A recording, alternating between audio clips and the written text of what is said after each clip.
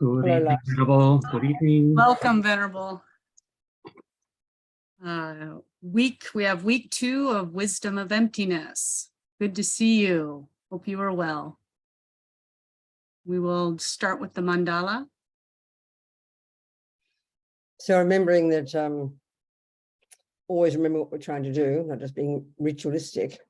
This is, just imagine all the marvelous things of the world, the things that we all enjoy, and pile them all up and offer to the Buddha as a request for the teachings.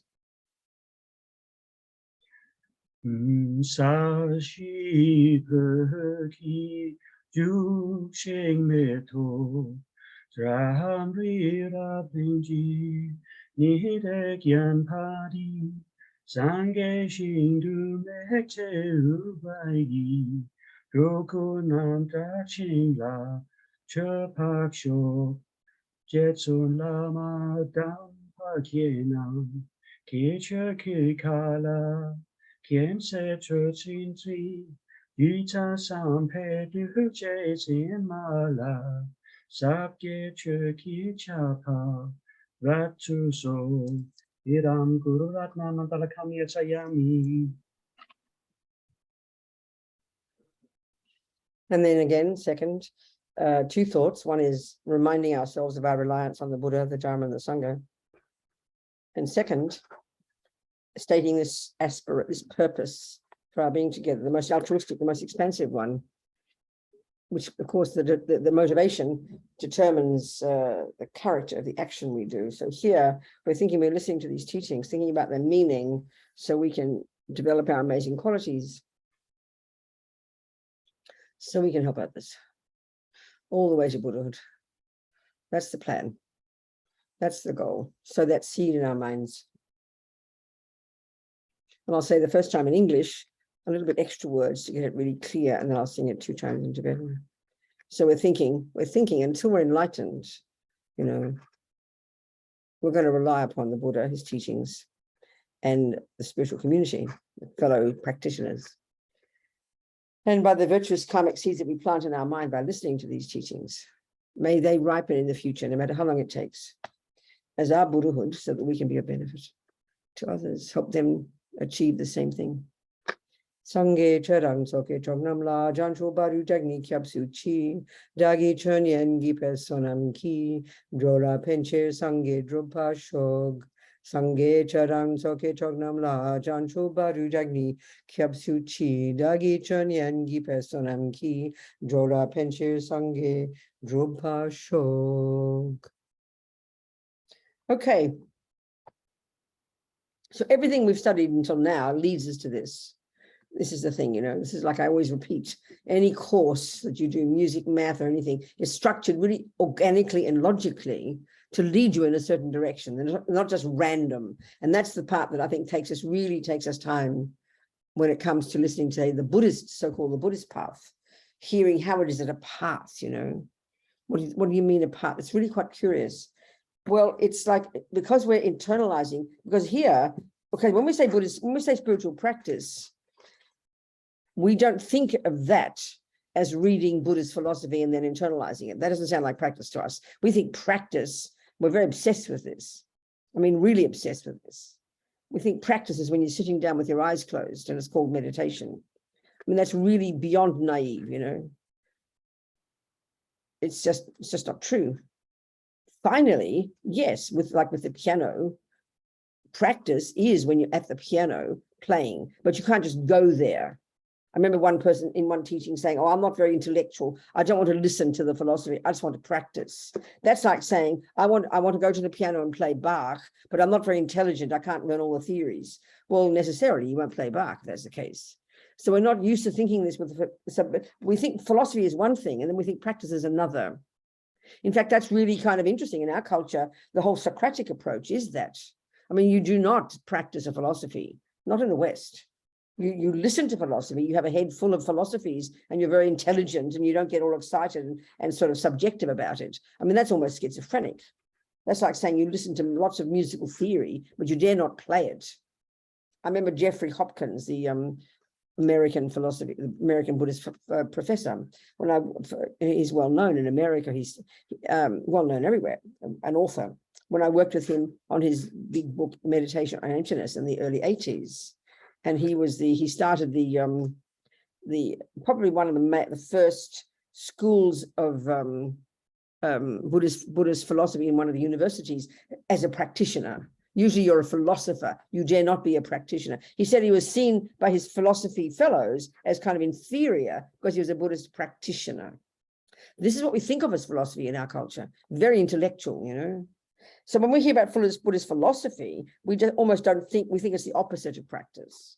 In fact, very often Lama Yeshe would say that, you know, he would never, for example, he would say, when I see my students and they start to study and start to learn Tibetan, for example, I am shocked, he said, they become intellectual and they forget to practice.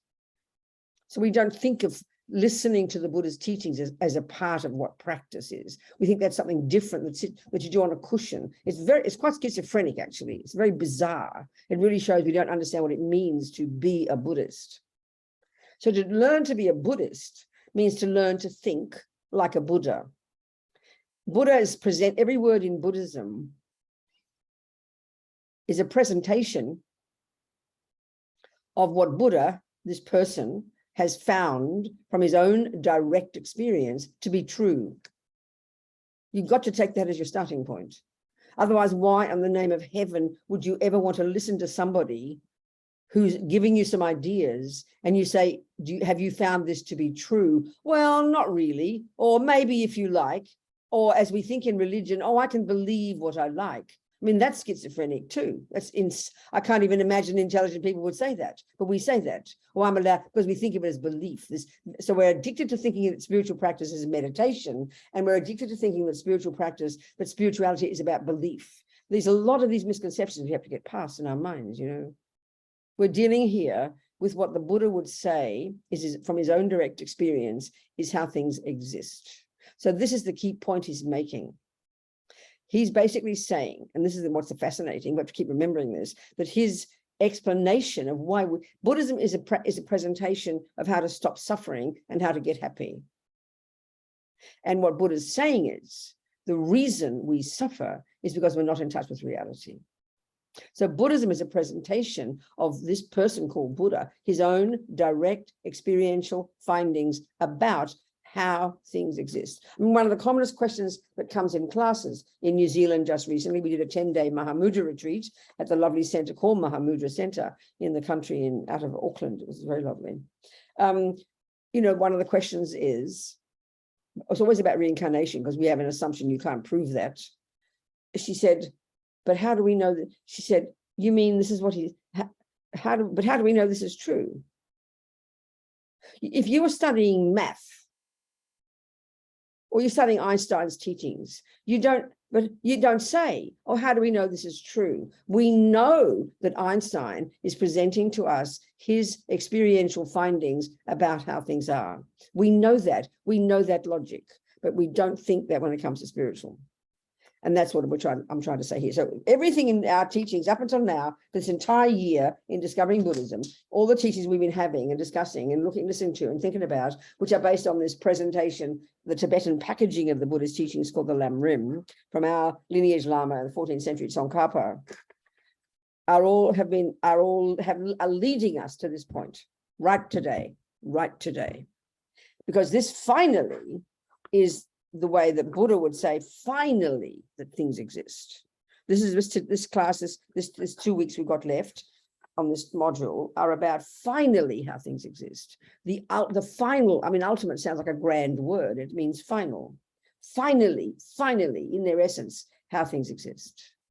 And again, why the Buddha's presenting this is because he has found that this is the root, the opposite of this. Believing in the opposite of this is the root of our problems, the root of all suffering of all sentient beings since beginningless time.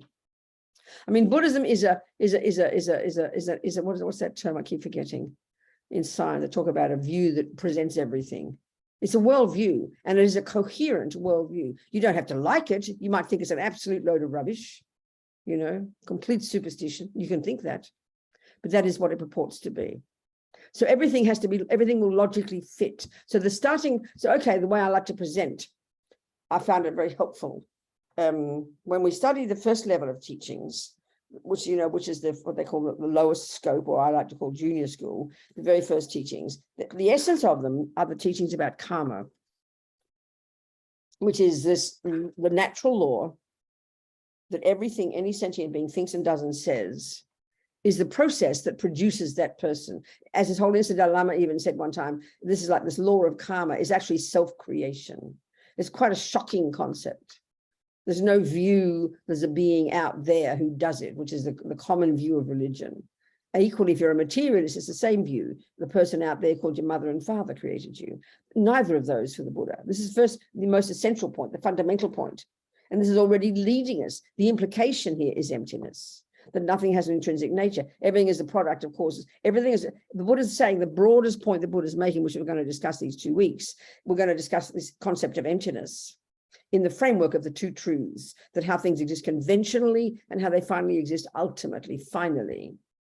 And so the explicit teaching in the very beginning is about not killing and not stealing and not lying and not this and not that, because the Buddha is saying because we are deluded and we act wrongly, we harm others, and that this process is what produces our future suffering. So his main concern at the beginning, the explicit main concern at the beginning, is to give us techniques to stop our own future suffering, because we produce ourselves from life to life, day to day, month to month, year to year, life to life. This is the Buddha's view.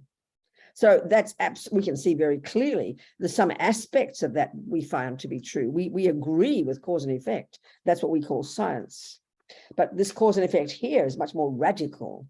It's the cause and effect of a person that we produce ourselves. So this is the most radical concept. And experientially, the first point, explicitly, the first point is to protect yourself from future suffering. But implicit teaching from this, as we're going to discuss today and next week, the implicit teaching is that karma, this law of cause and effect, that the logic of cause and effect, is the first marvelous example, an example of the first level of dependent arising. There are what we're going to present, 3 levels at which things exist interdependently. And these, in fact, are arguments the Buddha has with the previous philosophy before him, all the various Indian viewpoints, So the implicit one is to stop yourself from future suffering, but the implicit one is it's an example of dependent arising, that everything exists in dependence upon various factors, the first being cause and effect. So that's already leading us, because as we start to practice according to the laws of karma, we take Buddha's teachings as our hypothesis, and we start to realize we do produce ourselves, and then we start to realize I do not want future suffering. What that breaks down is this really powerful misconception in the mind that I'm this innocent victim who didn't ask to get born, who was produced by somebody else, whose fault everything is not, and who only deserves happiness and who does not deserve suffering. These are all deeply primordially held instincts in our mind from eons and eons of believing that things have an inherent existence. I mean, that's not evident to us from the first day. But as we start to practice according to the law of karma, we start to take responsibility and stop blaming other people, stop feeling like a victim, start to realize we do produce ourselves. And that is loosening the grip already of this ego grasping. The second level of teachings, when we get to, like I call high school, the middle scope, where we start to get into the mind. This is in the modules where we started to listen to talk about what the mind is, how it functions, and all these things. Then the explicit teaching here is to get more deeply into our own mind, to get more deeply into why we suffer. The first is because we harm others. The second is because our delusions are the ones that drive us to harm others, but therefore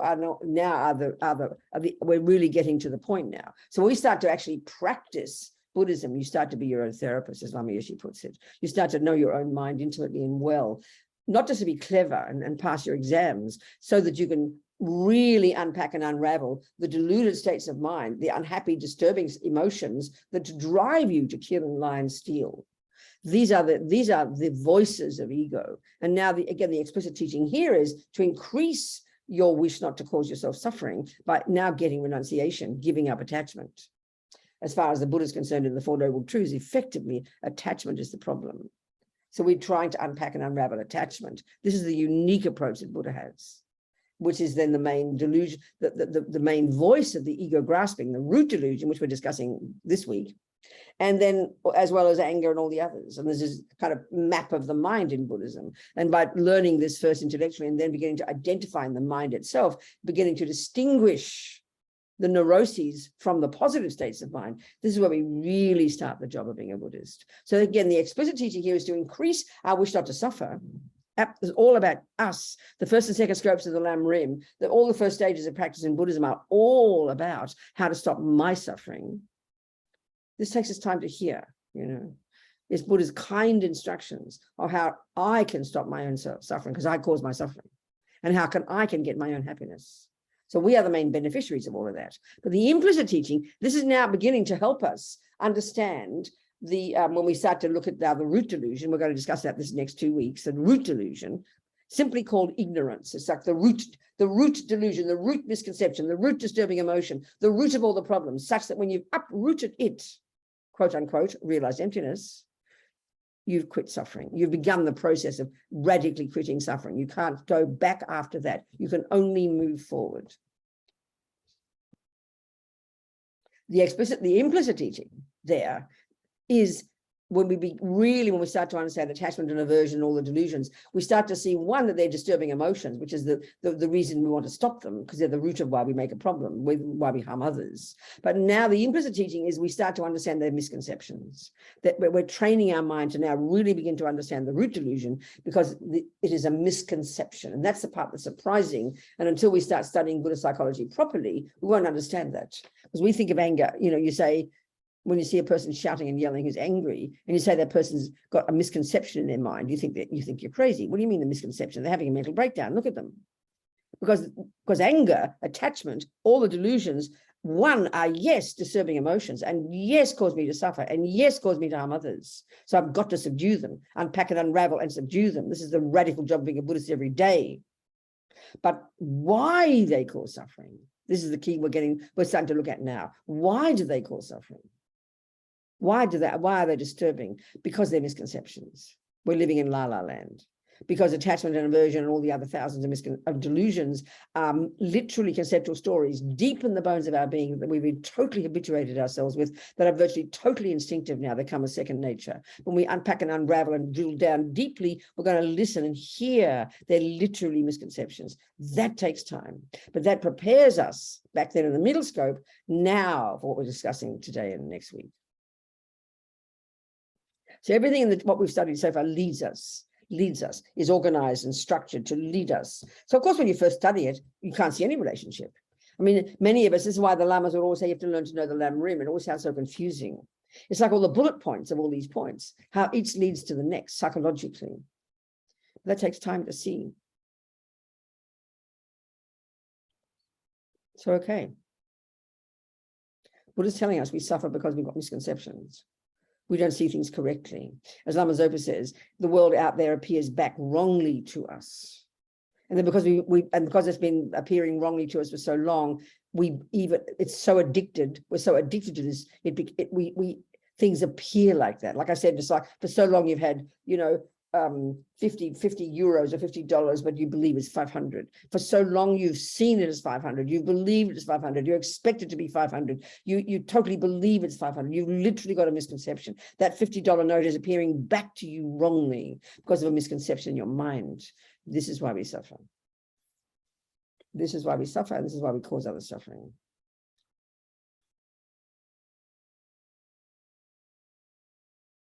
So in many ways, I mean, I really want you to study these course notes clearly. My dear friend Thupten Pende.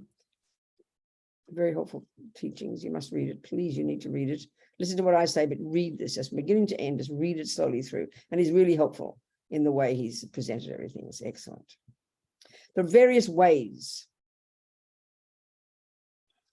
Okay, this is nice here. He talks about the lineage of the teachings on emptiness. So of course, they go back to Shakyamuni, carried forward from his actual discourses to the great Indian pundits such as Nagarjuna, and also to Tibetan scholars such as Tsongkhapa.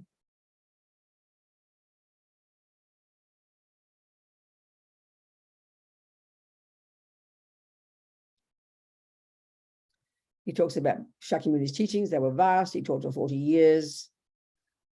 Vast crowds, as well as individuals and small groups, came to listen to him.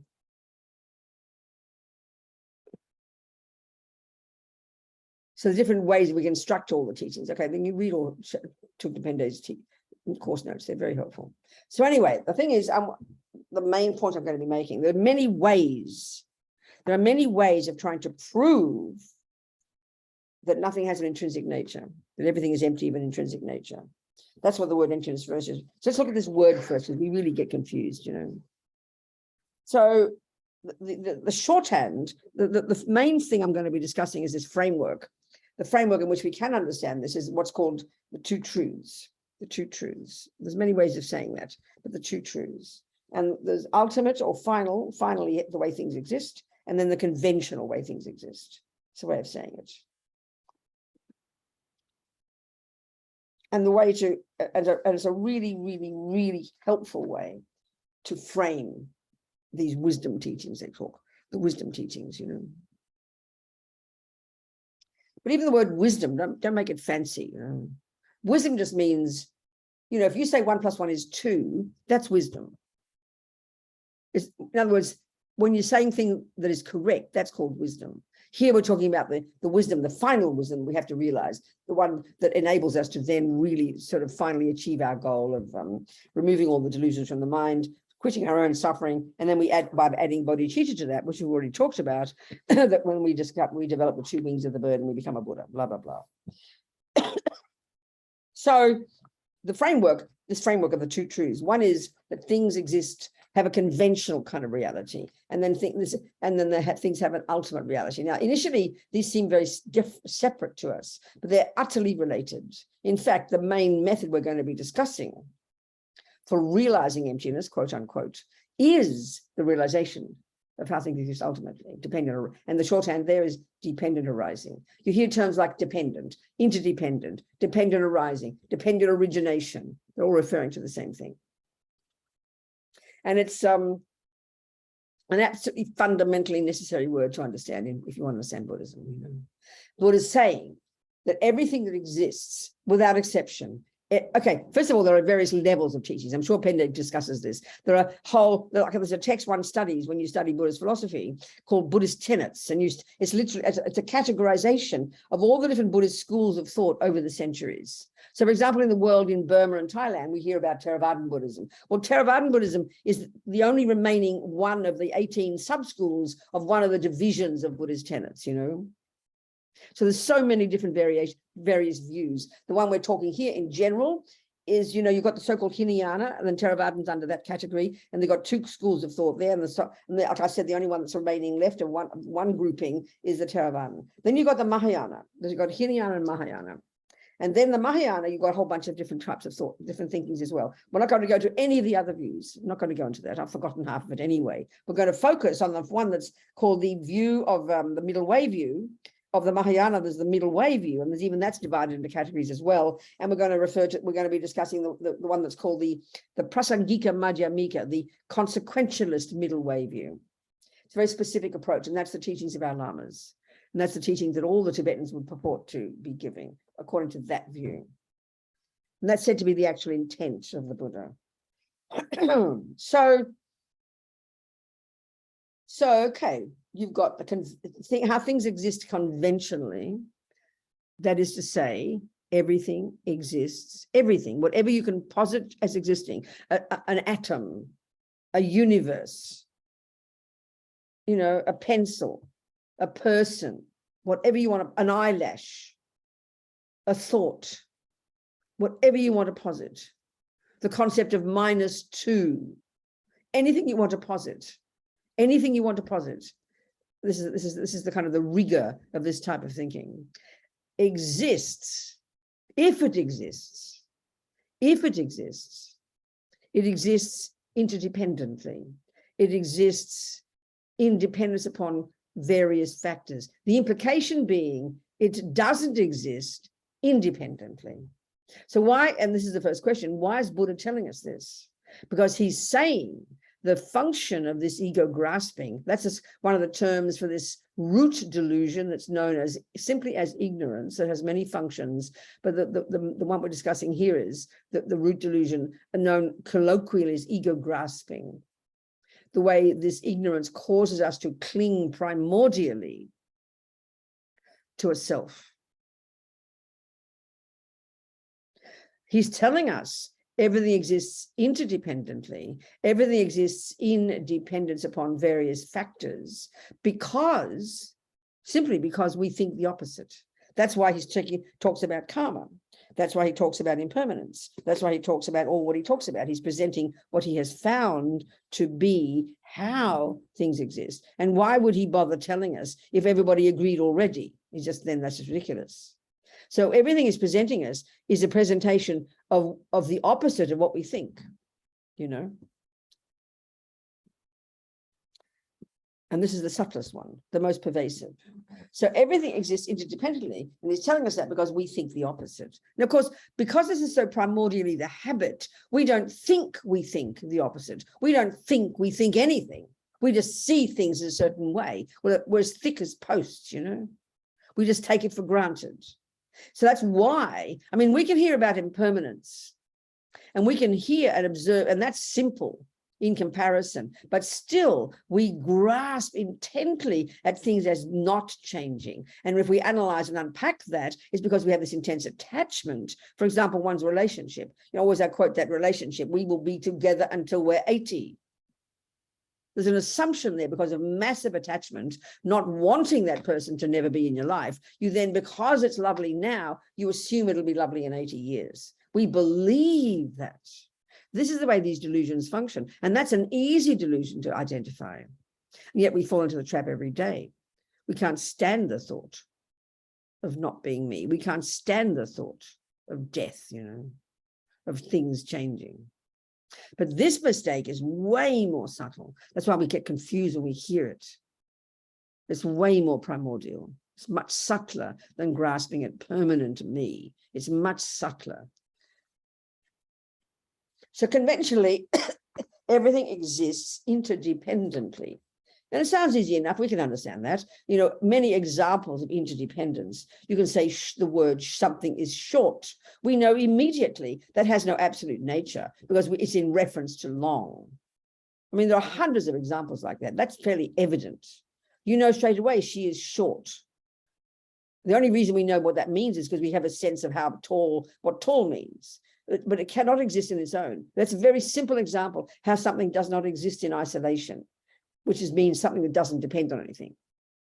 We know immediately short, you know, fat implies thin, up implies down. There are hundreds of examples like this that are really obvious. There are examples of dependent arising, but not the examples. I mean, so the examples here, though, the three main ones that Buddha is presenting are arguments with the views that he had left, that he diverged from. The various, and I don't know enough about all those views. So the very first one, which we talk about right at the beginning, is cause and effect.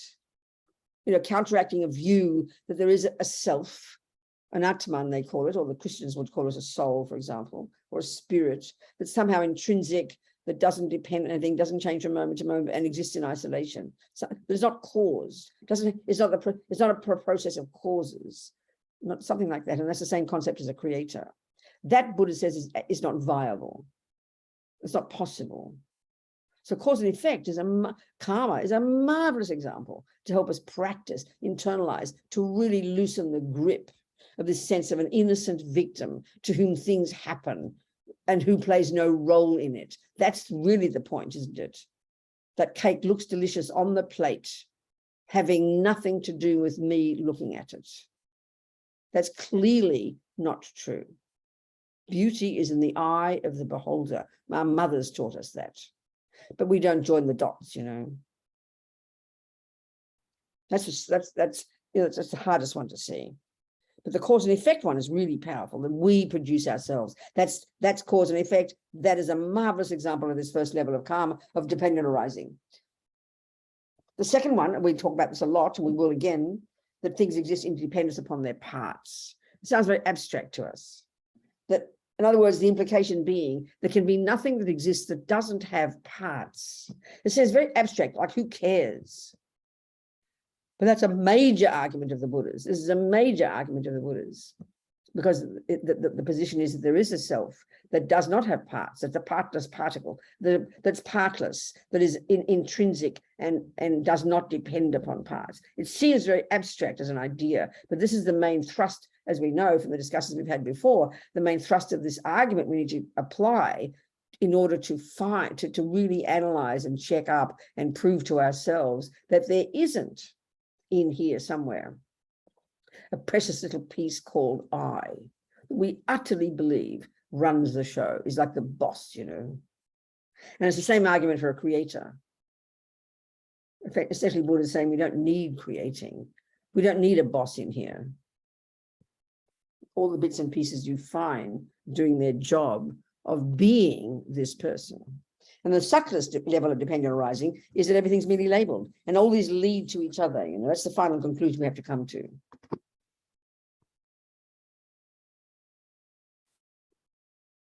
So, of course, initially it seems to have zero to do with how to stop suffering. It seems so intellectual, so boring, you know. And even we can learn to understand emptiness really nicely and say all the words nicely. It doesn't seem to have any impact on your suffering at all, because it's quite hard to internalize. It's extremely hard to internalize it, to actually see the results experientially of you suffering less. This is why Lama Yeshe was always very careful with us. He said, you were so intelligent, but so arrogant. He didn't say arrogant, but it's true, we're arrogant. Oh, I know so much. We can get confused and not distinguish between intellectual knowledge and experiential knowledge. That's why the Mahamudra, you know, the Mahamudra technique is so marvelous, because it's not intellectual. You know, Lama talked about Milarepa, who studied nothing, but had profound realizations, you know. The danger, our danger of being over-intellectual means we just become closed. We become arrogant. We think we know so many things, but the knowledge doesn't touch our hearts.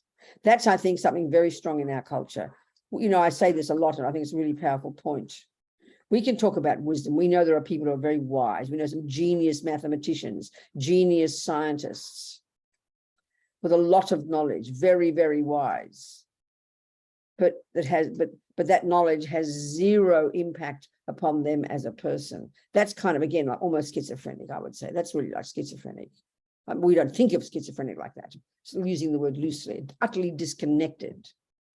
Whereas the Buddhist view is wisdom on its own, without ethics, without impacting upon the heart, is just, that kind of wisdom is useless.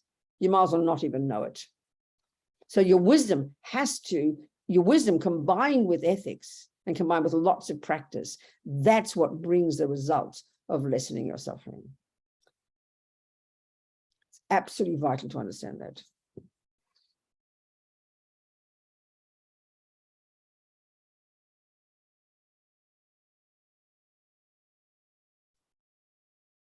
So Buddha is saying that finally, the root cause of all suffering, of all sentient beings, and of course, as we know from the earlier teachings, Buddha is asserting the existence of trillions upon trillions upon trillions upon countless trillions upon trillions upon countless trillions of sentient beings, not just the few animals on the, you know, and we're talking including all the animals, they're all sentient beings, mind possessors. As we know from the Buddhist teachings, you know, we're not set in stone. We go from life to life as different forms, ants and dogs and spirits and hell beings and God realms. That's Buddha's view, much more radical than ours, the materialist one, that we're just a human and that's it till then we die. Very different view. But the suffering of all of these beings and all those levels of suffering is the root cause is this misconception about grasping an inherent me. I mean, this almost sounds hilarious that that's the one sentence for Buddha's explanation for why the entire universe suffers. That's what he's found to be true. And it's the final way, the deepest misconception, the subtlest misconception, is ignorance, is maripa, is ignorance that clings to an inherent me, which gives rise to the attachment to get what that me wants, which gives rise to the anger and the panic attack when it doesn't get what it wants, which it gives rise to all the other neurotic emotions, you know. There's a very coherent picture of all of them, a little map, you know, how they relate to each other. So in the earlier stages, we start to identify attachment, and that's the main voice of this ego grasping, and that's massive. To start to identify that one really leads us now to this one, you know, the underlying delusion, the underlying one, this ignorance, ripa.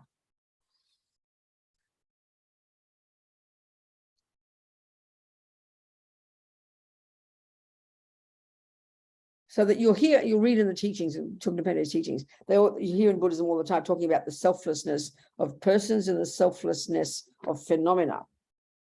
In the different schools of thought, there are different understandings of these, but here they all come down to the same thing. But there's this way of, there's this kind of, there are method of slowly identifying first the, you know, the nature of your own self, and then after that you also then discover the nature of everything else. So the phenomena, they talk like that. We'll talk mainly about, we'll talk about both. We'll talk about both.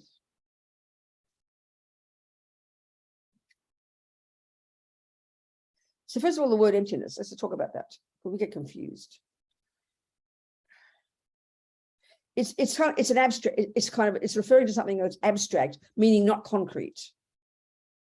So, you know, if you can talk about, you know, you can talk about there are 3 oranges. We can also talk, if you study math, and I haven't studied math, you can talk about minus numbers, like -2 or something.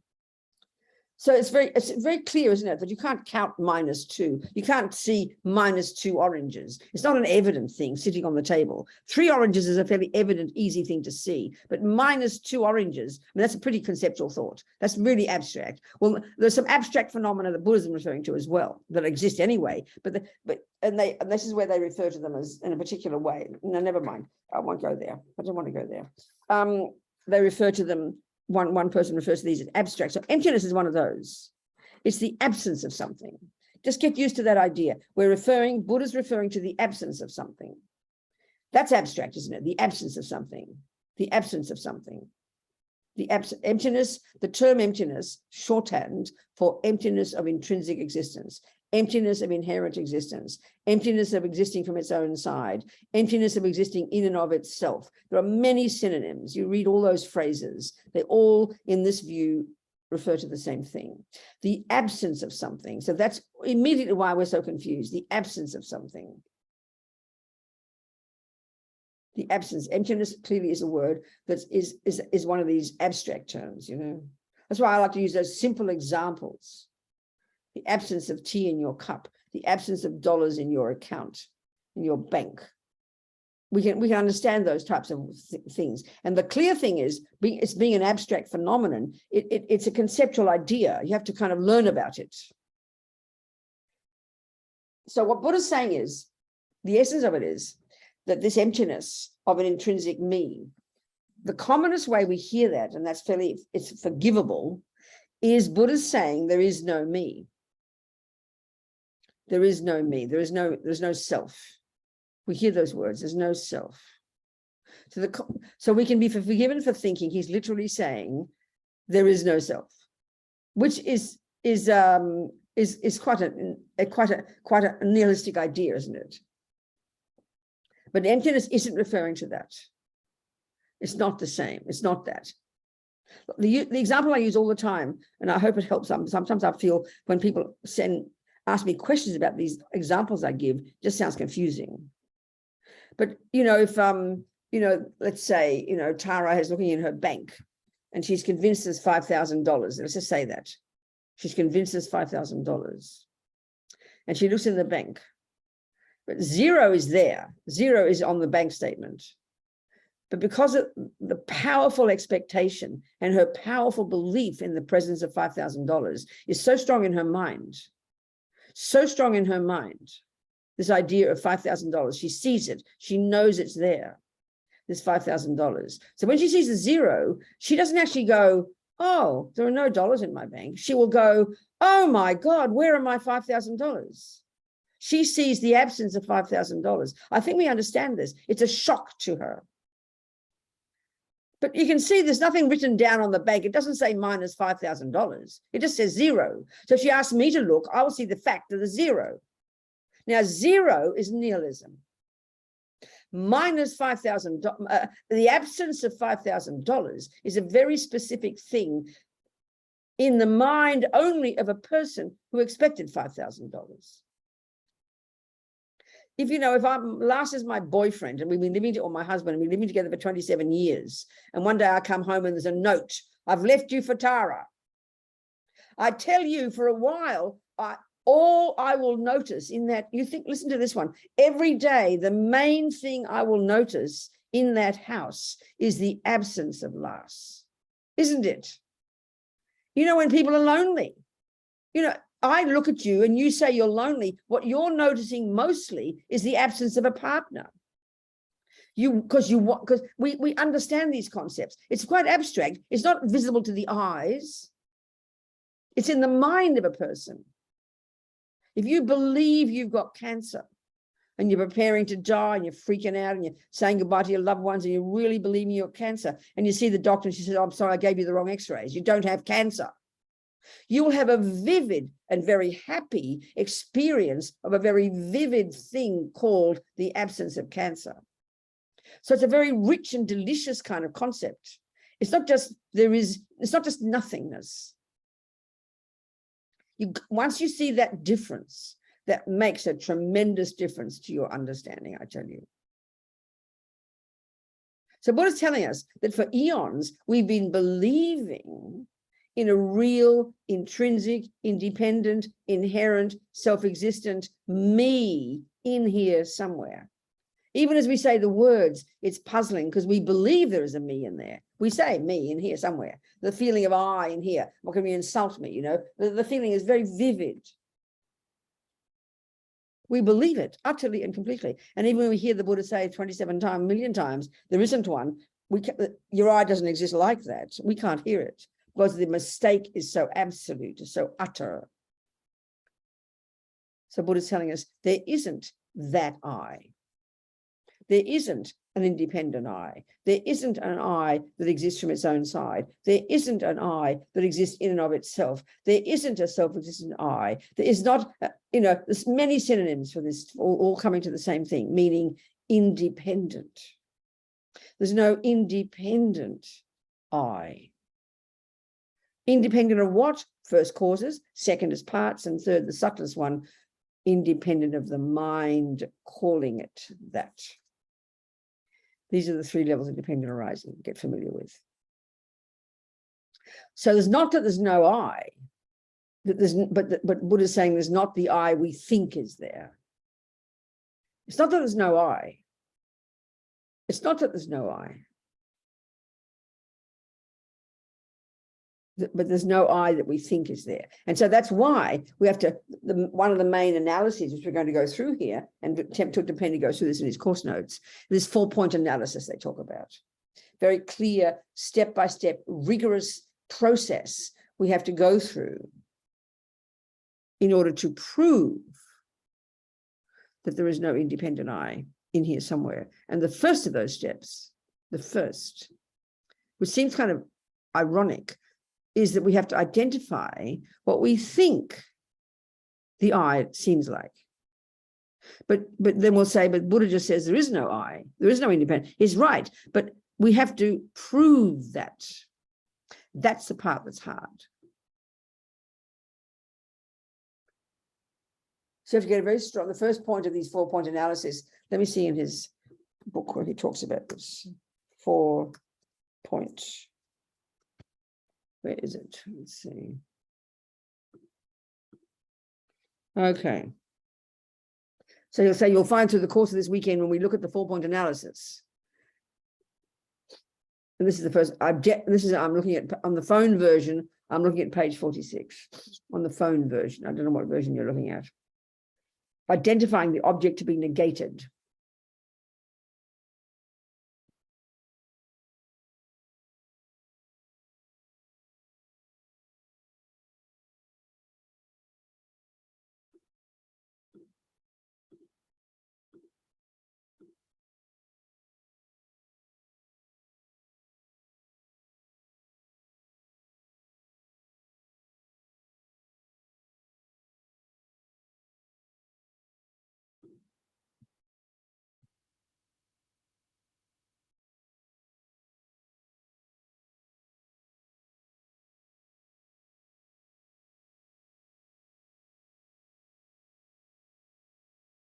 So anyway, this 4-point analysis, the very first point, Buddha's telling us, sorry guys, the I that you think is there, that you've been believing in since beginning of this time, which has caused you to be born in the hell realms and the God realms and the spirit realms and the this realm and that realm since beginning of this time, doesn't exist, honey. Not like that.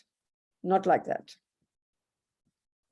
So the first point he gets is this 4-point analysis is you first have to establish the object to be negated, which means you have to establish clearly in your mind what you think this independent I is. Then you have to, the next point is you have to establish the parameter, because Buddha's telling us you've got to search for this I, which sounds very hilarious, which so convinced is there. The first is you have to establish what you think it is that you're looking for, which doesn't exist anyway, but you have to establish what you think it appears like, how it appears to you. The second is you establish the parameters of your search. And there's only two options. There's only two options. There are only two options. It's either the I is separate from the parts. That's the IKEA example I use. When you go into IKEA and you pick up the nice box of a box of Rabina or Lars or Tara, whoever, and you're going to get a box. We know that, full of hundreds and hundreds, if not thousands of bits and pieces. We know that. We understand IKEA. And so, of course, we utterly believe that there's going to be a piece in there, this own little Ziploc bag written in gold on the front, saying, I, self, the main piece, without which we believe there can't be a proper I. And so you can plug in the eyes and the nose and the elements and the atoms and the ligaments and the eyelashes and the toes and all the bladder and the breasts, all in place nicely, beautifully. And you're searching frantically for this one piece that you think has to be there in order for it to be a real I. And that's a piece called I. So we have to first establish that's one of the mistakes, that there's an I that's separate from the parts, meaning independent of the parts, independent of them, separate, independent, meaning not depending on each other to exist. That's how we think. Or the other option is the I is all of the parts. The I is all of the parts. They're the only two options.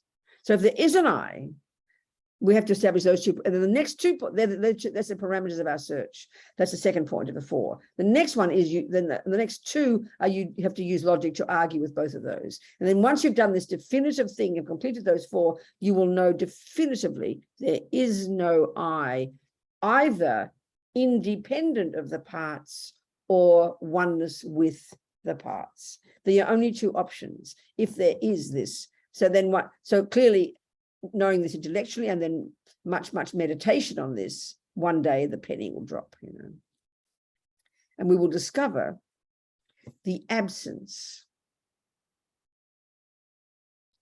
of that I with certainty.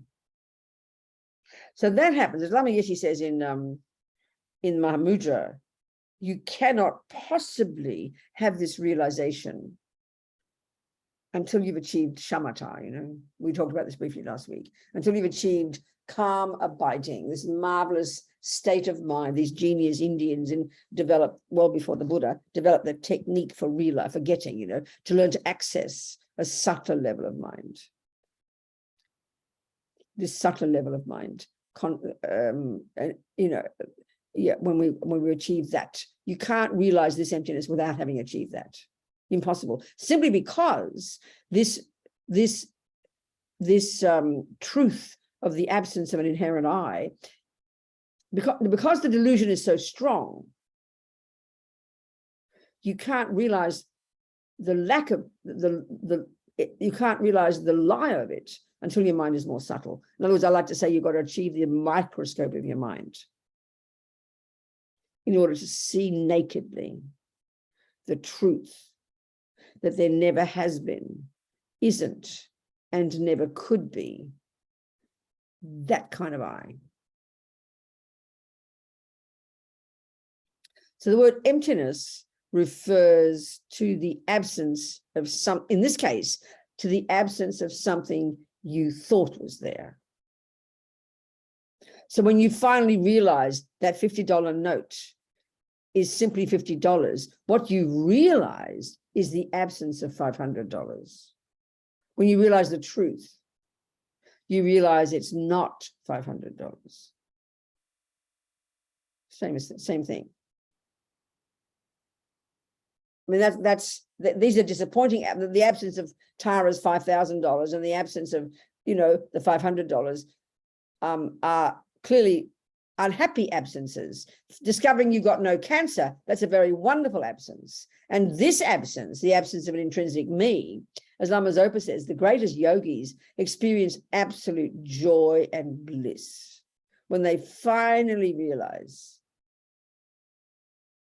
that there never has been, isn't, and could never be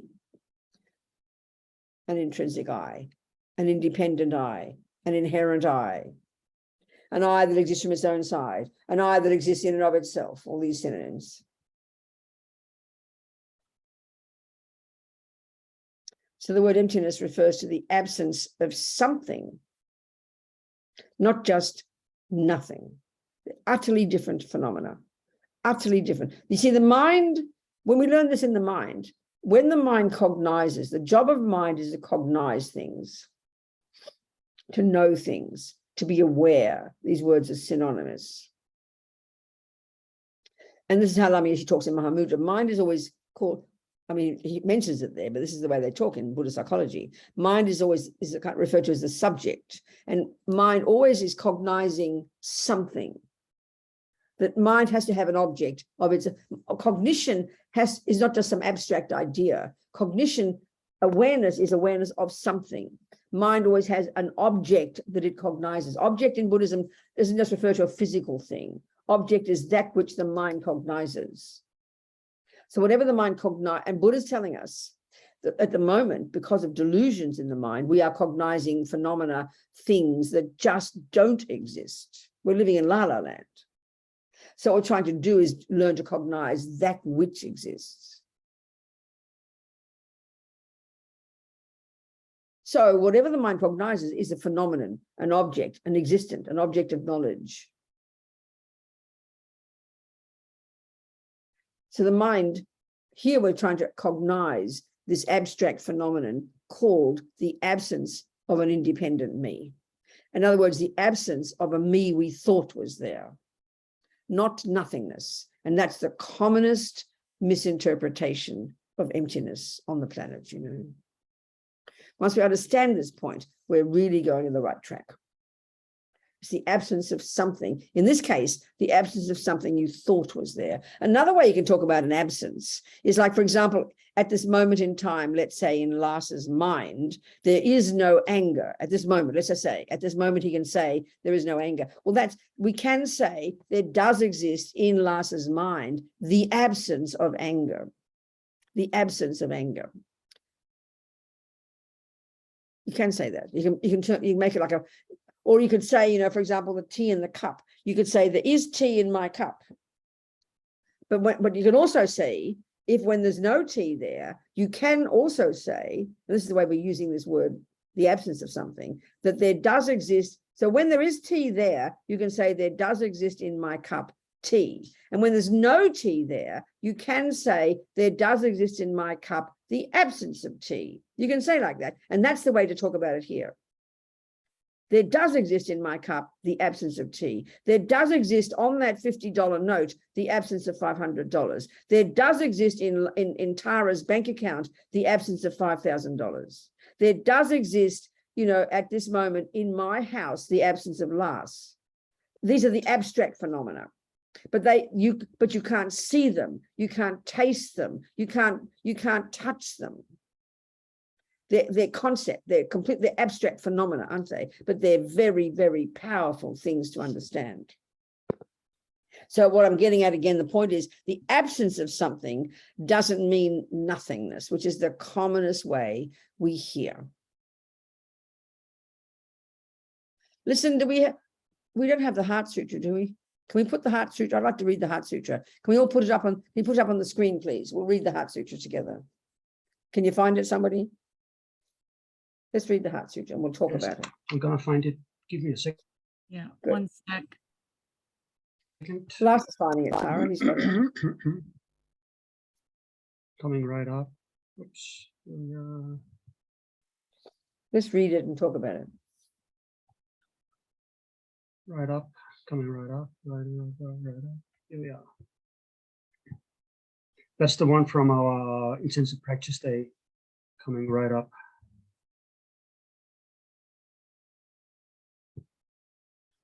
Okay. Can you make it a bit, it can be a bit smaller, I think, that we can have more on the page. A little bit smaller, we can read it probably. I'm not sure. Maybe you can, but if everyone can read that. If you got it on your phone, it might be a problem.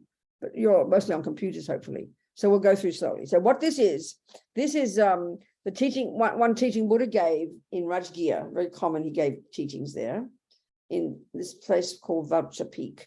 Walk up and up about 20 minutes, up on some stairs, and this little spot up high, a little, he gave many teachings there, it seems. And I remember, I always tell this story.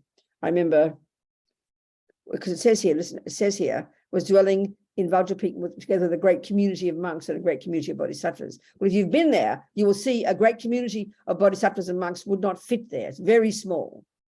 So I said to Geshe Namdak, Geshe Dagpa, our Lama in San Francisco, whom I studied with, I said, but Geshe, where do they all sit?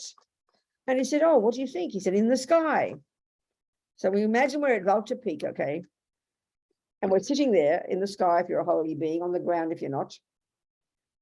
And Buddha's there sitting in meditation, appearing to be absorbed in meditation. Was absorbed in the concentration on the categories of phenomena called profound perception. So, and he's not talking, but then there's Shariputra and Avalokitesvara as a 10th level bodhisattva there, and they're two people, and they're having the conversation, but they're channeling Buddha's words. Apparently he gave a lot of his teachings like that. He kind of inspired them from his own meditation, and they talk the words. So let's just read it together. Thus did I hear at one time, the Bhagavan was dwelling on mass of Vulture's mountain in Rajgir, together with a great community of monks and a great community of bodhisattvas. At that time, the Bhagavan was absorbed in the concentration on the categories of phenomena called profound perception. Also at that time, the Bodhisattva Mahasattva Arya Avalokitesvara looked upon the very practice of the profound perfection of wisdom and beheld those 5 aggregates also as empty of inherent nature. Go all the way. Oh, you can't. It's okay, yeah. Then through the power of Buddha, the Venerable Shariputra said this to the Bodhisattva Mahasattva Arya Avalokitesvara. How should any son of the lineage train who wishes to practice the activity of the profound perfection of wisdom? He said that. And the Bodhisattva Mahasattva Arya Avalokitesvara said this to the Venerable Shariputra. Shariputra, any son of the lineage or daughter of the lineage who wishes to practice the activity of the profound perfection of wisdom should look upon it like this, correctly and repeatedly beholding those 5 aggregates also as empty of inherent nature.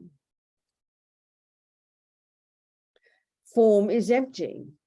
Emptiness is form. Emptiness is not other than form. Form is also not other than emptiness. In the same way, feeling, discrimination, compositional factors, and consciousness are empty. Shariputra, likewise, all phenomena are emptiness, without characteristic, unproduced, unceased, stainless, not without stain, not deficient, not fulfilled.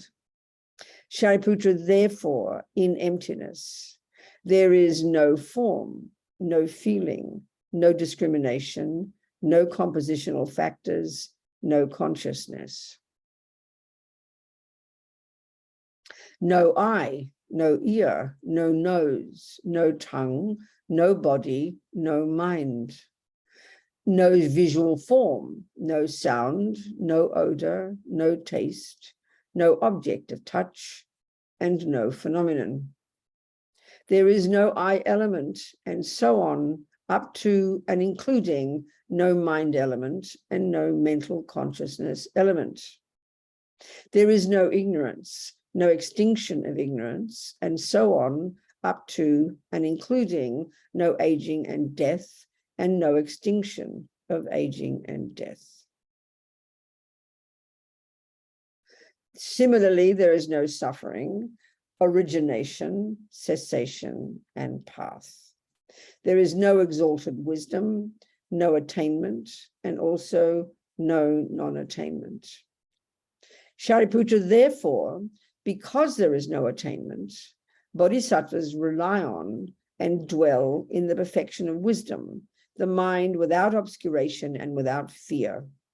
Having completely passed beyond error, they reach the end point of nirvana. All the Buddhas who dwell in the three times also manifestly, completely awaken to unsurpassable, perfect, complete enlightenment in reliance on the perfection of wisdom. Therefore, the mantra of the perfection of wisdom, the mantra of great knowledge, the unsurpassed mantra, the mantra equal to the unequaled, the mantra that thoroughly pacifies all suffering, should be known as truth, since it's not false. The mantra of the perfection of wisdom is declared, ta ta om gate gate, paragate, parasamgate, bodhisvaha. Shariputra, the Bodhisattva Mahasattva, should train in the profound perfection of wisdom like that. Then the Bhagavan arose from that concentration and commended the Bodhisattva Mahasattva Arya Aggregates, saying, well said, son of the lineage. It is like that. It is like that. One should practice the profound perfection of wisdom, just as you have indicated. Even the Tatatakas rejoice. The Bhagavan, having thus spoken, the Venerable Sharadvatiputra, the Bodhisattva Mahasattva Arya Aggregates, those surrounding in their entirety, along with the world of gods, humans, asuras, and Gandharvas, were overjoyed and highly praised that spoken by the Bhagavan. So leave it, can you leave it there?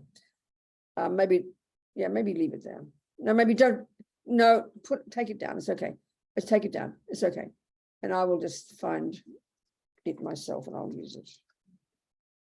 Well, it doesn't matter, I don't need to, I think. Excerpt, no, Heart Sutra. Where is it? What's this? Okay, so I've got it here in case I need it. Okay, so what's happening is this, okay? There's all this group of people, Buddha's giving his teachings through his channeling his thoughts into the mind, into these minds, and they speak the words. So first of all, these categories of phenomena, this is according to Buddhism, you know. So the first category, you got the 5 aggregates, is one way that Buddha has presented a person. A person is made up of these 5. There's reason, I mean, we're made up of millions of things, but it's one way he packaged us. So the 5 aggregates. Also, the 5 aggregates is another way of presenting the entirety of the impermanent universe. But here he's talking about the person, it seems. The next one, the next category, I put the headings in there, you see. The next one is the 6 sense consciousnesses. No eye, no ear, no nose, no tongue, no body, no mind. They talk in this context, they refer to the mind as a sense consciousness. They're just saying like that. You know, the 5 senses, then the mind is the 5th. Then also the objects of the 6 sense consciousnesses, no visual form, no sound, no odor, no taste, blah, blah, blah. Then the 6 sense bases. This is like a subtler, we don't discuss this in our world. They've got the 18 constituents they talk about, the 6 senses, the sense objects, and then the subtle kind of physical energy that's there, that existing. They call it the elements, or other, sometimes the 6 sense bases they refer to. Yeah. Then you got the 12 links of dependent arising. Then you have the 4 noble truths. And then you got other things he talks about, for example, wisdom.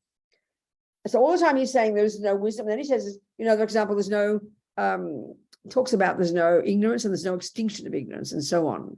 Okay, first of all, they say that this whole sutra is from the perspective of a person, which Buddha would have been. It's spoken from the perspective of a person in the direct realization of emptiness in meditation.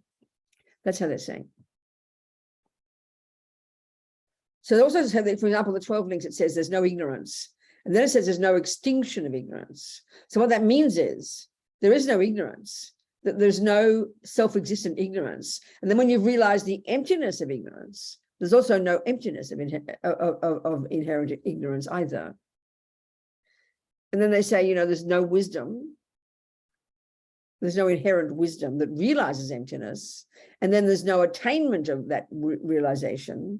But there's no non-attainment, and the non-attainment is the emptiness of the attainment, of the realization of the emptiness of wisdom. So it's making the extra point that nothing, including the emptiness of something, because the emptiness of something, this is the key point to keep remembering, that there are things that exist. There are things that exist. There are things that exist. And there are regular phenomena that exist, like an apple, like $5,000 can exist, but also in Tara's bank account, because she expected $5,000, and she discovered the emptiness of the $5,000, the absence of the $5,000. So that absence of $5,000 is a vivid phenomenon that does exist for Tara's mind. So it's getting into this idea, the habit that things exist, and including the absence of inherent existence, the absence, including the absence of whatever it is, that is a phenomenon that does exist. It's cognized by the mind, rather than there's nothingness, like big fat space, This nihilistic view. It is not meaning that. Emptiness is referring to the absence of something we think exists. And the discovery of that emptiness, as Lama Zopa said, was for the greatest yogis a blissful experience. Finally seeing that the thing that you've believed in since beginningless time, that's been the cause of all your suffering, has never, does not, and could never exist. So that's the final absence that we're trying to get, I'm just using these ordinary examples to get our head around the concept of the absence of something as a very real, vivid phenomenon that does exist. This is the way they talk. We're trying to discover what does exist. This is what Buddha is saying, and what doesn't. That's liberation.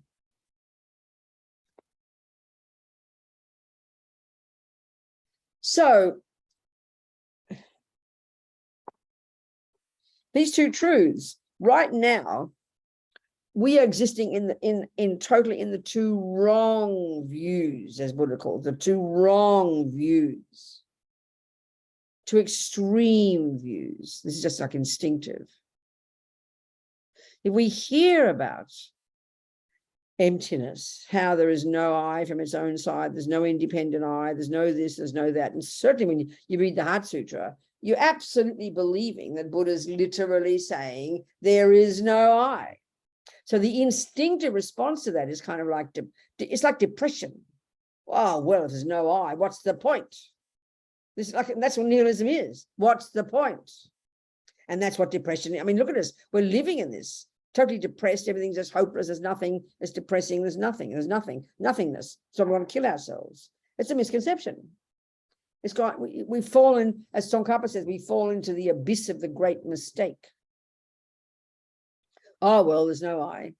The commonest thing we hear, we can't help but hear it. It's a puzzle to hear that it's not saying that. One of the commonest questions we ask is, well, if there's no I, then what goes from life to life? That's a typical way we hear it. So when we hear emptiness, we hear nothingness. So we fall into the abyss of the great mistake. Then we hear there is something dependent arising. We hear that Buddha is saying that there is an I that does exist in dependence upon this and that. And then all we hear is the other extreme. We over-exaggerate the I. In this first one, we under-exaggerate. Oh, well, there's nothing, chuck it out. This other one, when we hear that there is a dependent arising I, we grasp at it. Well, thank God there's at least something. So we either hear there is something and we over-exaggerate, or we hear there's nothing and we under-exaggerate. And this is instinctive and automatic. We live in like that. We live like that. So it's really hard to hear in this nuanced way, you know. In reality, these two truths imply each other. We think they oppose each other. So we think emptiness negates existence. Emptiness reinforces existence. When we can begin to hear that, again, we're on the right track. And I'm even talking just understanding it intellectually. In other words, speaking simply, what Buddha is saying is, there is no independent I. Well, that you flip that over, and it's saying there is an interdependent I. So saying there is an interdependent I is the same as saying there's no independent I. The word independent there is very helpful. In fact, all of these words, intrinsic, inherent, in and of itself, self-existent, they all refer to independent, interdependence. They all refer to interdependence. The simplest word is interdependent. The commonest one they use is inherent. But independent really, for me, seems the clearest word. There's no I that's independent of causes. There's no I that's independent of parts. There's no I independent of the mind labeling it I. Independent is a good word, simplest one. So there's no independent I, tells us that there is an interdependent I. These two, and then it's kind of, these two truths together ground us. You can't fall into the abyss of the great mistake when you have these two together, which is why Tsongkhapa has written this. We might read it too, not today, maybe next week. This beautiful prayer of praise, a song of praise to the Buddha for his marvelous teachings on dependent arising. As the king of logics, as Lama Yeshe says it, to prove emptiness.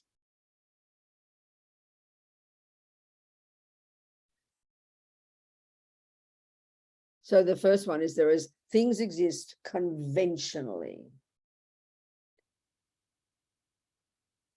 Using the example of I, this phenomenon called I, person, self, me, they're all synonymous.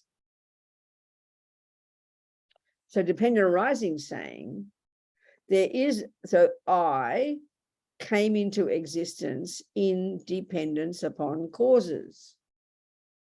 When I first studied with Geshe Tekchok, my philosophy teacher, the same teacher that Pende and I studied together with Geshe Tekchok, he mentions him here, when we first studied together in the late 70s, early 80s in England. The Geshe Studies program that Lama Yeshe started there, which is the forerunner of this master's program and the basic teachings that, that we study in the centers now. So Geshe Tekchok, he used the example of the phenomenon called Rabina, which is always why I remember it. And he said, it can be said that everything in the universe up to the first moment of Rabina is a valid cause and a condition for the existence of Rabina. And you start to do that analysis and you'll see it's true. Because, you know, what's one of the first causes of Rabina is her mum. There could not be a Rabina without her mum.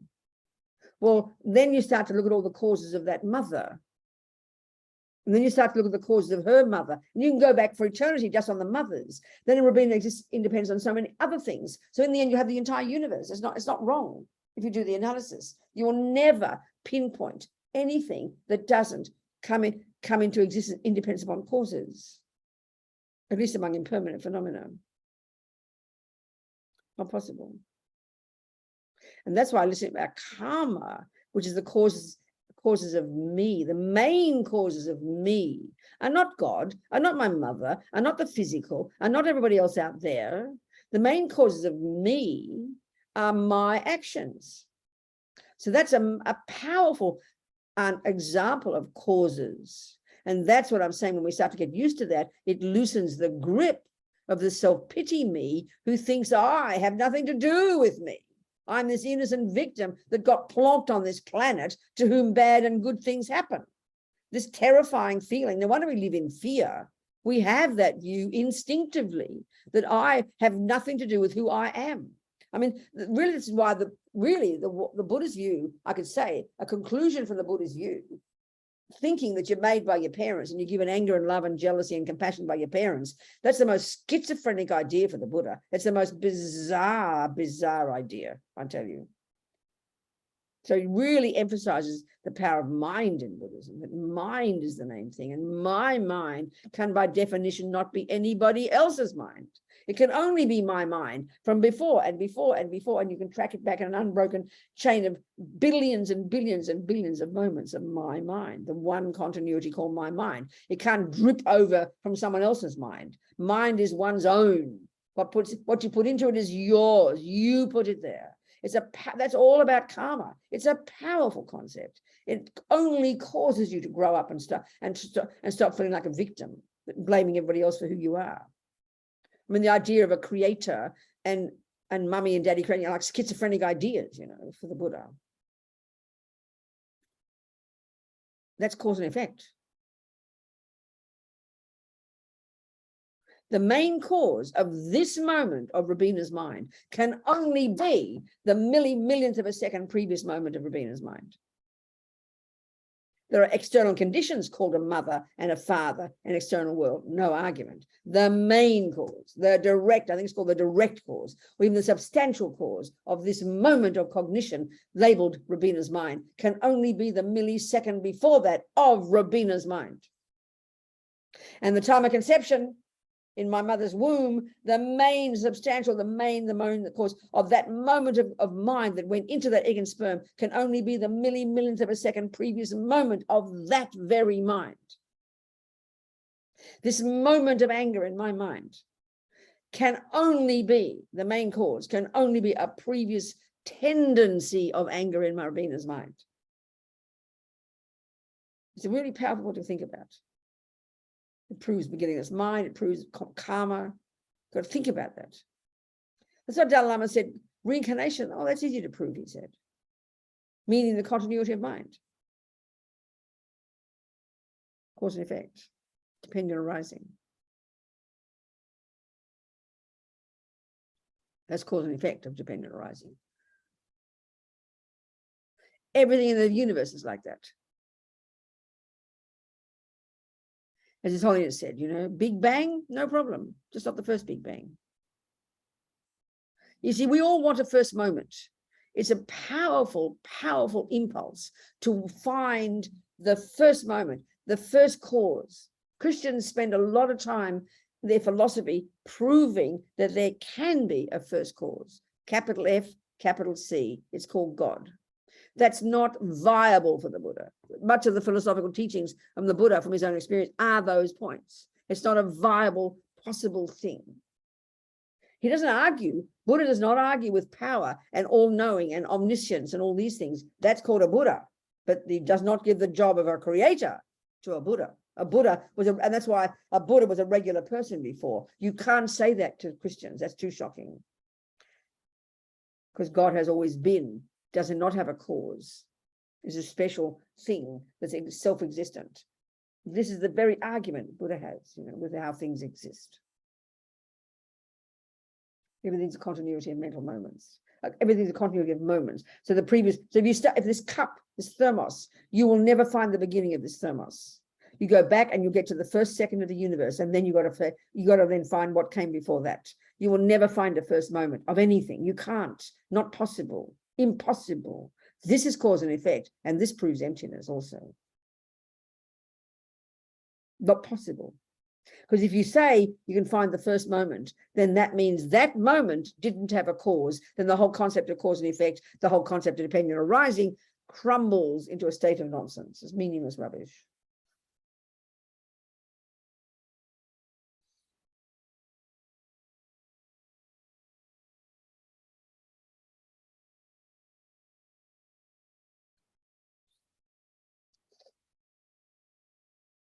Dependent arising. Things arise, things exist in dependence upon various factors. Remember, Buddha's telling us all of this because we believe the opposite. That's why he's telling us. If we knew it already, he wouldn't waste his time. How ridiculous. We believe the opposite. That's the thing to hear. We believe the opposite. That's why. Whatever you hear in Buddhist teachings, why is because we have another view that's something else. Some of the things we might think, oh, yeah, that makes sense because we got a feeling for it, you know. It's because we believe the opposite. And this is also the point about this ignorance, a very interesting point. This ignorance, marikpa, this Tibetan word, ignorance, and it's in the name of this root delusion, and it's got different functions. But the function we're talking here is the main one of causing us, the main one, its function is it believes, it's a concept, and it believes in intrinsic existence of everything. So that ignorance. So it's an interesting, this word is a very important word to understand. When you say you're ignorant, usually you just mean you don't know. So what's what? Do you know the answer to 1 + 2, Rabina? No, don't know. That's ignorance. But that's an easy ignorance to fix. That's an easy ignorance to fix because there's a space in my mind. I merely don't know. So you will tell me the answer and I can learn it. But that's not the ignorance here. And this is why it's so hard to fix it.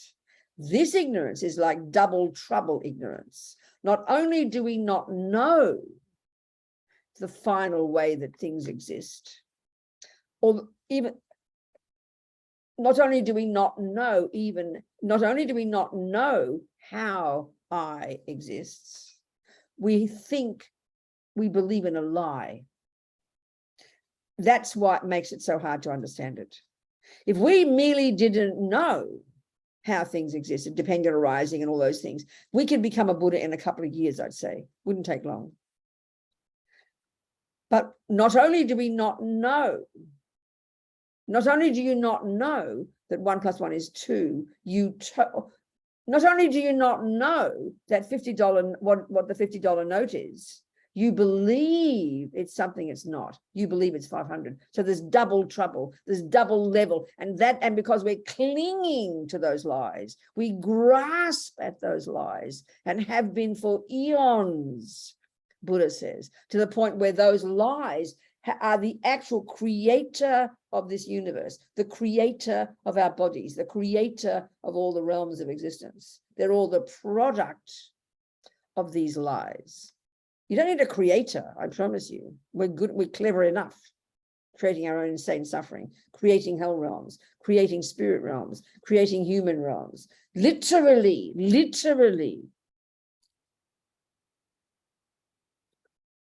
So not only do we not know how things exist, we believe in a lie. And the job is to rip away those lies. And that's what takes time.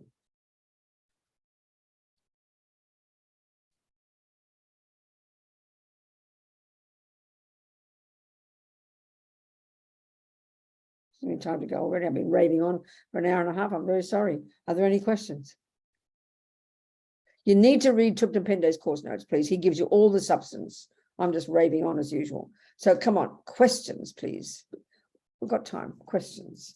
4:40 in the morning here in Melbourne. We have one in the chat box. Javari, did you want to ask your question?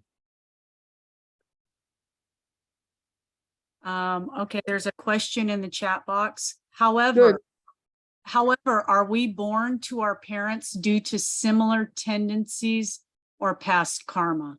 No, because that's the point. Yeah, exactly.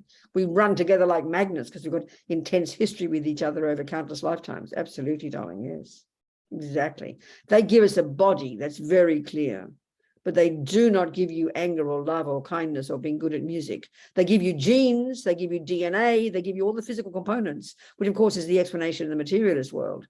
But you got to get used to this idea for the Buddha that your consciousness is not physical and it has all those tendencies in it. And then you get born to that mother with those genes. That's why you get cancer. You get born to that mother with those genes. That's why you're good at music. I mean, no, they're not. No, not that. You bring that tendency with you. And then you create the cause to have that particular body. Let's say your mother gets cancer. There's genes to get cancer.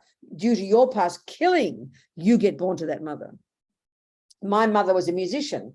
she saw her little Bobsy and she said she was good at music. Well, most people say, well, oh, Rabina's good at music because he got it from her mummy. She didn't get it from her mummy.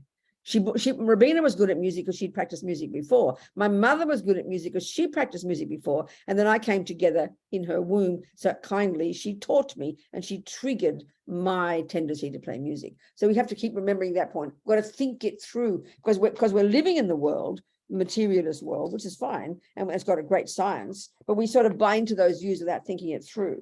So when we understand karma, we really have to think that through. Your tendencies are yours.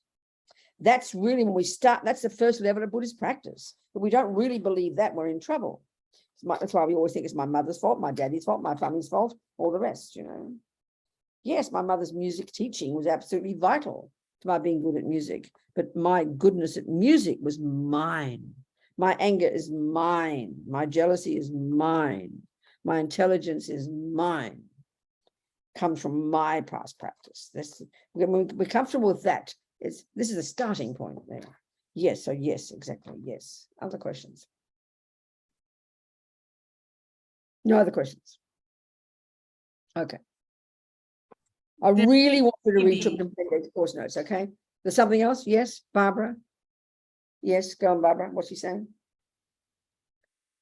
What does Barbara say? Oh, I'll read it. There is a saying, let me bring it over here. There is a saying that the whole is greater than the sum of its parts. That suggests that the arising or coming together of all the components at any given moment creates something more, and that their relationships makes a qualitative difference. Does this conflict with what Buddha said?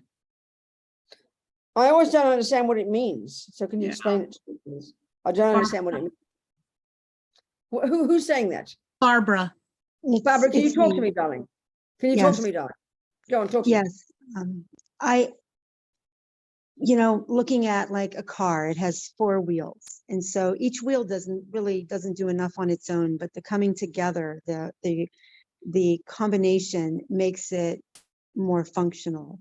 So it's like me as a person or whatever object I'm looking at, everything that has led up to that has created that. But is it more than, am I just an arm and a leg and a mind and a heart? Or is there something special about all of these things that we perceive in the world, that the relationship of them, like the 4 tires on a car? So all the coming together, that point, the pieces, the argument of the Buddha is that the car, the way of saying that, like the person, the car exists in dependence upon its parts. That's really clear. The car is made up of millions of parts. The individual parts are nothing on their own. It's right. It functions as a car when the parts come together. But the Buddha's point is, the Hindu view, one of the Hindu views that Buddha's arguing with, is that there is now let's use the example of the person instead of the car, same thing, that somehow there is we add on top of that, we add on top of those parts a very special part, which in a way is what your question implies, that's called the soul. The Christians call it a soul, or they call it a self or an Atman, that makes it special. That's reifying it. That's concretizing it. That's exaggerating it. You don't need to say that. The I is nothing other than the coming together of the parts, but you're not going to find a special little part called I among those parts. That's the Buddhist way of saying there's nothing more than that. No, we want to think there is. Okay, thank you very much. That was a thank you. Thank you. That's a helpful point. Thank you. So go on. Yes, Ariella. Talk to me. Good evening, Venerable. Thank you. So I don't know how to ask my question properly. So are we randomly born to our parents? The law of karma, Ariella, if you've studied that, it's according to the Buddha, it's a natural law, it's a law that's coherent, such that anything that exists is the product of a series of past causes. So now, in ordinary life, a cake is not a random event. A cake have to be made up of very specific things. And every time you make that cake, it'll turn out to be a cake. So we are the product of countless past causes created by us. And there can't, by definition, be anything random. So like with botany, you can't say that a flower is a random event. You know very well, if you study botany, you can study all the causes and the conditions that produce that rose. And once you've got that law down, you can get a rose every time. So random is the opposite. Absolutely, it's not no way random. If it were all random, you might as well die now because you can never fix it. By definition, we think it's random now. We think the whole world is never, no one's going to know what's going to happen tomorrow. You don't know why you get that parent. We think most things are random. We have no idea why things happen. The law of cause and effect is such that can't be anything random. It's a logical, coherent series of things that happen. And that law, we need to learn it. No one created this law. We have to learn that law so we can be in charge of this law of karma and know how to turn ourselves into a Buddha. Not possible for there to be a moment of random. Absolutely not possible. Do you understand, Ariana? I'm trying to. Yeah, but the main thing is to try and think, no, everything looks to us random. Why is that car accident? Why did that person win $1 million? Why was that war? We just call it good luck and bad luck. It shows we believe it's random. It shows that we don't know there are valid causes for all of these things. We just think it pops up. Do you understand? Yeah, so basically my parents also did something because I am their karma, right? Not their karma. You and your parents. That's not the way to say it. You and your parents have a strong history with each other from past lives. Okay. There's no way in the universe, once you die, so even at the time of your death, not more than a few weeks before you found your way to your mother's fallopian tube, the karmic seed that you planted of past non-killing was triggered even before you stopped breathing, and already you were programmed to go to that particular mother a few weeks later. So you've got a strong history with mothers and fathers. I mean, look at the intensity of that. You get born in somebody's body. It's incredible. There's intense history with each other. That's why people hate each other, drop bombs on each other, love each other, because we're living out our past actions to each other. So the worst that you'll see that happen on the planet, a person being abused and murdered and tortured, they created the cause for that. You can be the most happy person on the planet. You created the cause for that. That's the fundamental view in Buddhism, the starting point. We are the creators of our own happiness, and we are the creators of our own suffering from the past and therefore into the future. So the starting point with Buddhist practice is to learn that law so you can make sure you don't have future suffering because you're sick of suffering. That's the starting point. Do you understand, darling? Yes, thank you. Yes, Ariana, good. Thank you. Yes, Terry. Oh, hello, Venerable. Hello, darling. Okay, my heart is racing quite a lot. I'm about to ask about the matter we don't really talk about here. So it's a little bit sensitive and subtle kind of situation and fact. And you know, it's how to say, like slowly during the Buddhist studies, that the truth about myself and facts about myself have been opening up little by little. And now I'm kind of crashing to the reality of my own life, which includes kind of difficult things such as prostitution, sex work, and early age, like childhood placed under kind of sexual coercion.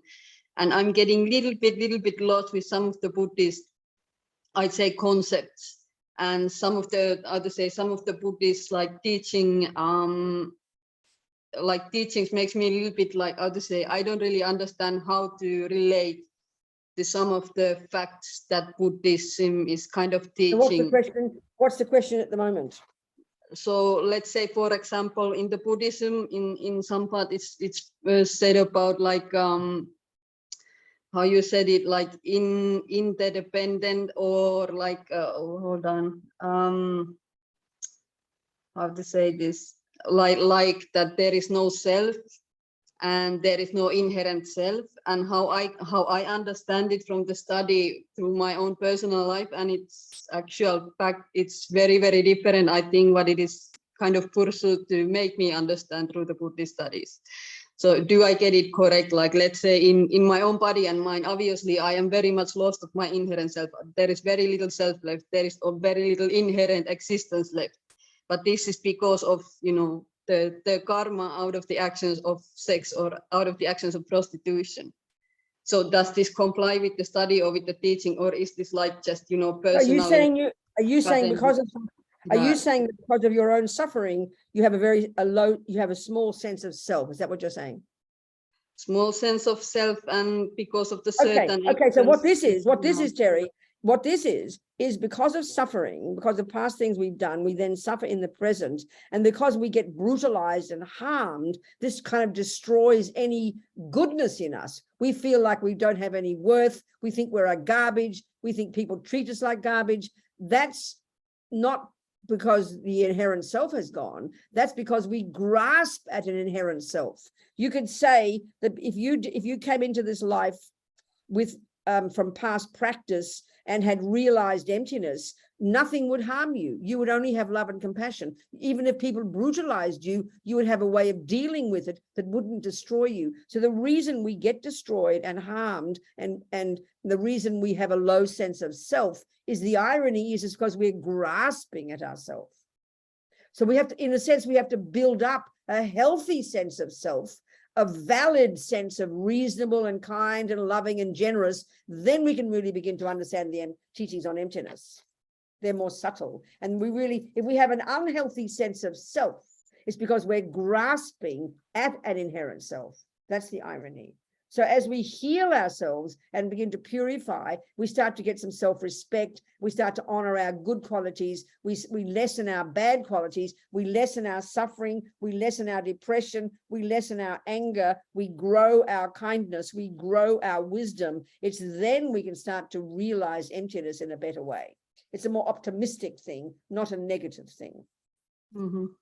So slowly, darling. Just keep listening. Thank you. Keep practicing and don't rush. Don't hurry. Okay, thank you very much. Thank you so much, darling. Margaret, yes.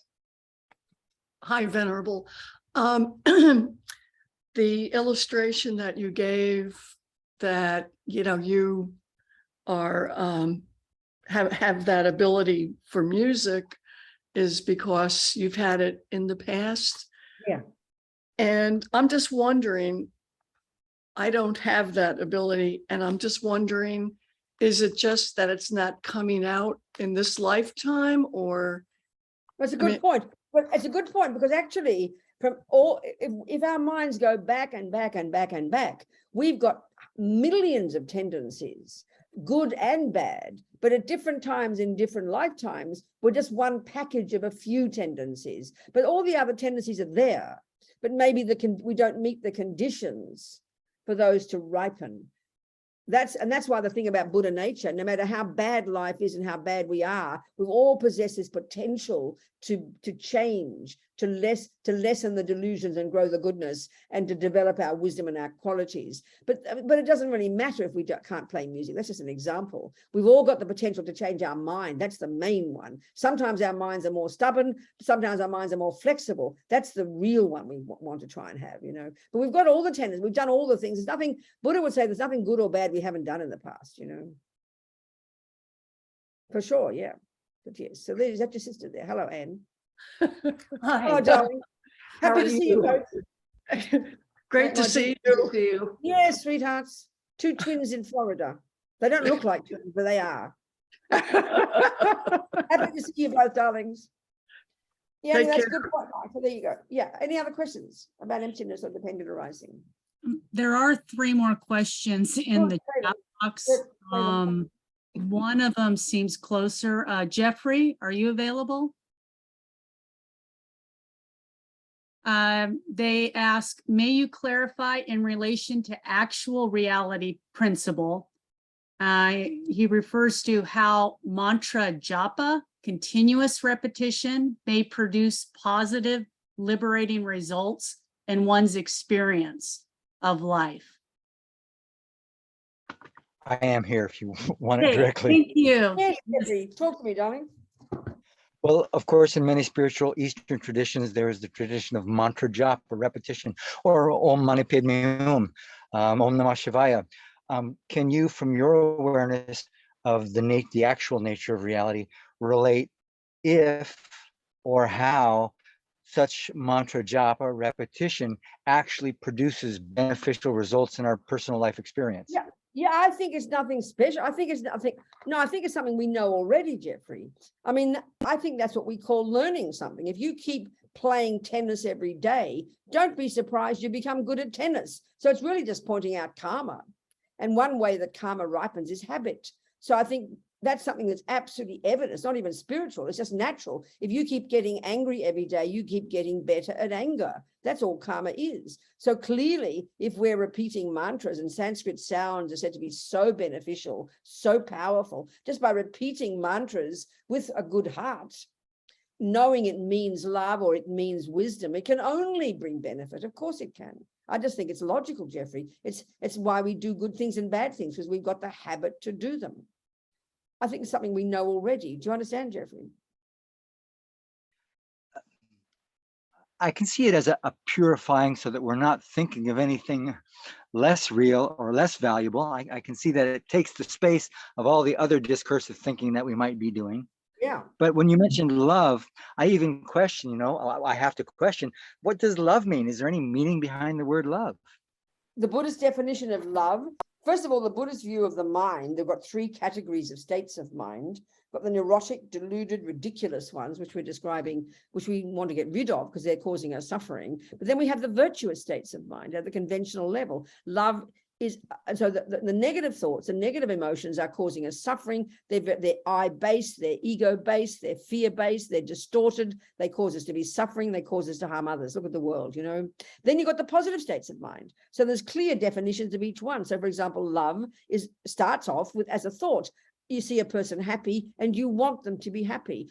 May you be happy. And we can grow that to infinite degrees. Compassion is the thought, may you not suffer. So we're trying, essentially, the Buddhist view would be all the positive qualities, all the positive ones. We're trying to develop this love and this compassion, and they can be grown infinitely, not just by repeating the words. That's why I was also about to say, it's not enough just merely to do something mindlessly. There's more to it than that. You've got to nourish it with other things. But we grow love. Love is may someone be happy. You're growing this wish that another person be happy. That's love. Compassion is may you not suffer. And you grow that to the point where they're really genuine and heartfelt.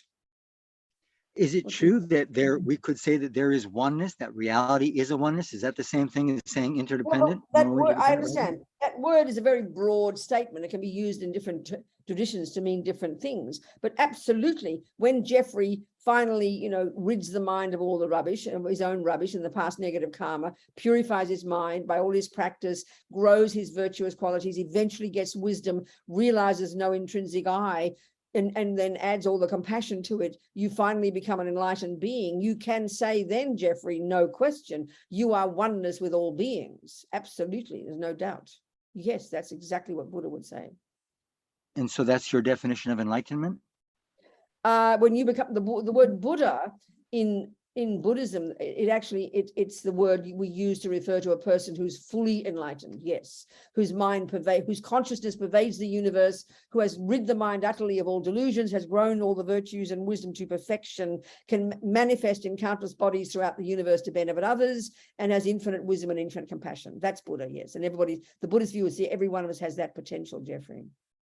Awesome. I'd always heard that Buddha meant awakened. So awakened and enlightenment. You could use that, meaning awake, no longer any kind of misconceptions. No, that can be used, one of the words to refer to, yeah. But the Buddha would say every one of us, every consciousness has that potential. That's the job. Oh, thank you. Yeah. Good, Jeffrey. Thank you so much. What else is there, Tara? Yeah, and that was the last question because Margaret came up on the video. Okay, good. Well, my dears, please read Thupten Pende's course notes. They're very delicious and full of information. And then we can finish next week and we'll go into more detail about how to find this I that doesn't exist. Okay? Thank you, darlings. Now, it's now 4:45 in the morning in Melbourne. It's winter here, a bit chilly. Never gets very cold here. It's very Mediterranean. There's only a tiny spot in the whole of Australia where we have snow. It's down in the southeast corner where I'm from. The rest of Australia is red desert, just about, I tell you, it's the most odd country. Anyway, it's winter here. And it's not too bad though. I'm in a cozy little house. Melbourne. My sister Jan died. You might have known about that. My sister, my oldest, I'm here mainly because I was here anyway for my family. But the day before I was supposed to leave America, my sister Jan, 1 year older than me, 11 months older than me, she fell down the stairs and she smashed her head and died, you know. She so my sisters rang me at 2 a.m. This is 2 weeks ago. And Qantas so kindly changed my flight so I could get to the hospital. But she was going down the stairs. She was quite sick herself. And she was going down the stairs. Her husband, who's senile now, and he also got cancer, and he kind of collapses and falls sometimes. And she was going down the stairs to help him. And she tumbled down the stairs and fell on her head.